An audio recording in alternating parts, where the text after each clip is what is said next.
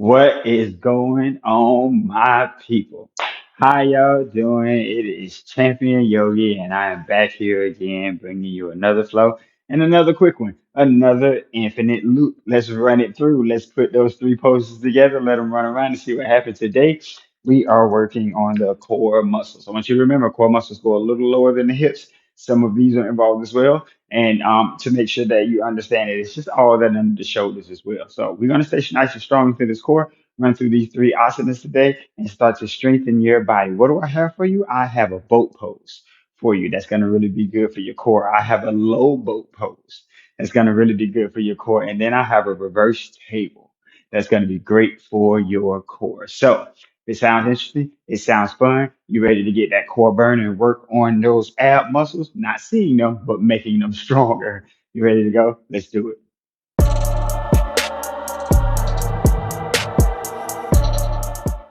All right. So today, let's get into these core muscles. We're going to start with our first asana that we're going to work with, our boat pose. In your boat pose, one of the most common areas to go wrong is the body. We'll start to curve that body in because it kind of helps you pull the stuff in.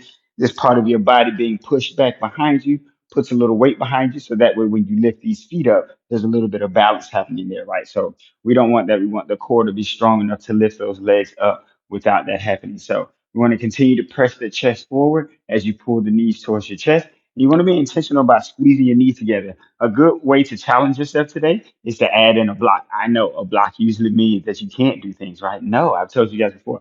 A block is useful in many different ways, and this can add a bit of a challenge to your practice today. If you take that block and keep it squeezed between your knees throughout the entire flow, it's just going to make that intention stay in those legs, and we'll play around with that a little bit. You want to lift the feet about as high as the knees. That's usually a good space, right? So when you pull those knees in, you want the feet to try to come up about as high as the knees.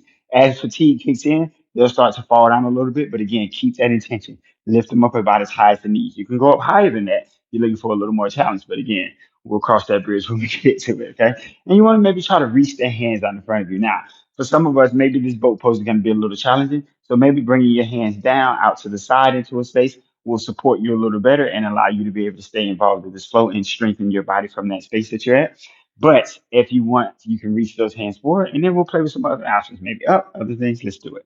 Let's start with that boat pose. We're just going to shift the weight backwards just a little bit. So there is a little bit back here to balance everything out. Remember, this is the center point, the only spot we want to be touching the mat. You'll pull the knees into the chest and start to lift the feet up. If you can, take the shoulders and lengthen the arms out right at that shoulder height. Make sure you're pulling the toes towards your face. And again, press that chest forward so you can keep the gaze nice high. Look right over those toes and hold on to that boat pose. Remember, the core muscles are going to be engaged, but you're going to feel those quad muscles working as well. I told you they're a part of this core system that you have going on. So you're going to feel that they're going to be involved in this. And then we're going to go into the low boat. Now, the low boat, your body is going to extend all the way out. You're trying to come out as long as you can. Your body will come closer to the mat. The goal here is to keep your heels, maybe your calves, your shoulders, and your head off the mat. If you have to touch the shoulders down, touch them down. If you need to touch the heels down, touch them down.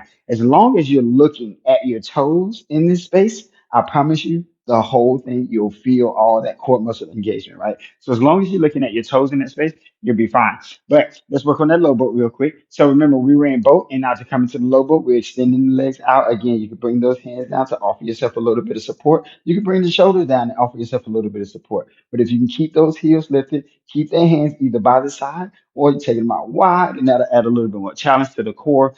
As you separate things away from the body, that adds another weight that your core has to support. So if you bring everything closer to your body, it'll be a little bit more gentle for you. Again, if you want to come into that low boat and keep that block in between your legs, that's just going to add a whole nother level of challenge. It's going to keep that engagement into the quads as well, which is going to build a lot of endurance and a lot of strength into this space. Next up, and lastly, before we start to turn it into a thing, is our reverse table. Now, a reverse table, you want to try to find the knees over the ankles, and that can be challenging, right? But remember, we've learned over the course of time, knees going across the ankle is not exactly dangerous, especially when you have very good mobility, right? But we want to find that stack so that we can, when we press into these heels and try to lift these hips up off the mat, we get the most core engagement, right? So it's not necessarily about being perfect. It's about making sure we give ourselves the best opportunity to get the most out of everything we're doing and every rep that we're doing.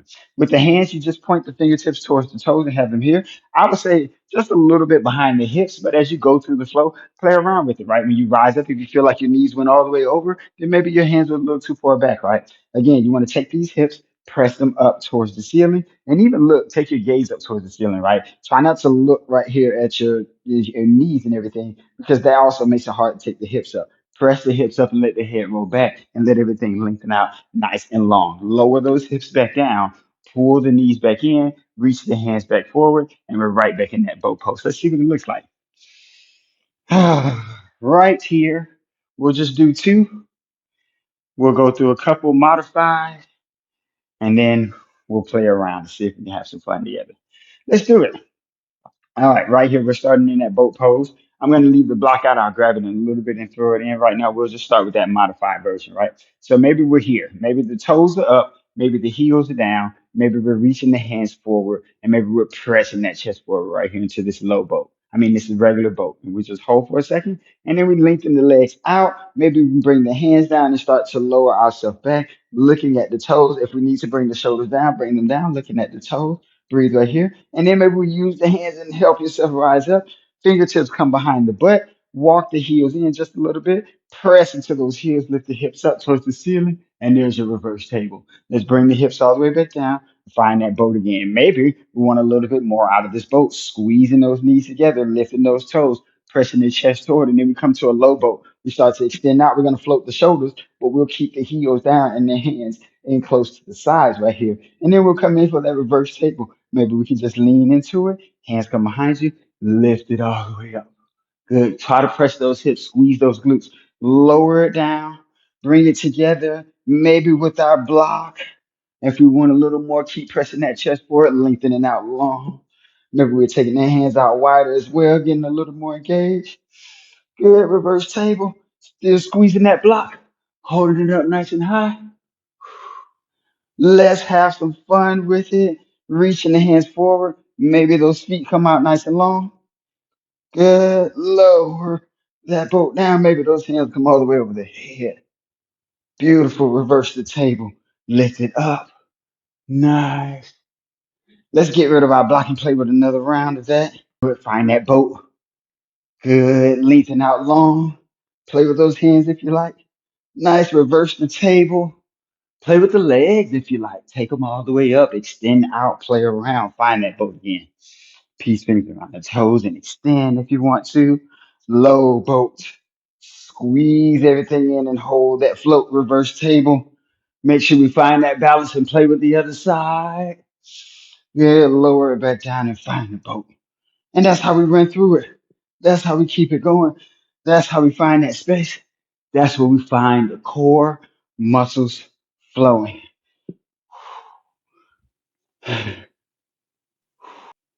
And just make sure you exhale when you come into that boat.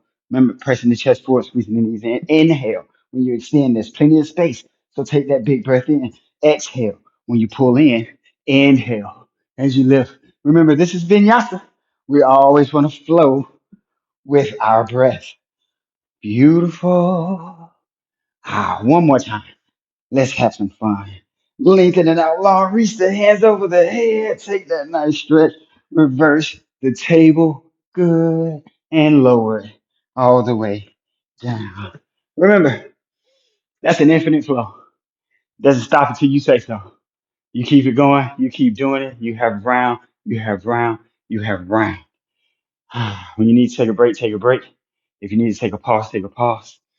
One of the suggestions that I give to help build strength in these infinite flows is to do the most challenging version of it that you can. And then when the fatigue hits and you can't do it anymore, take a modification and do a few more rounds, right? Do a few more rounds in that modified space. And that is going to add that same intensity that you were just getting from the most challenging version to your modified version because your body is already fatigued. And that's going to push you to another level. That's going to get you to a space where your body has to adjust and adapt and strengthen, right? So that's what we want.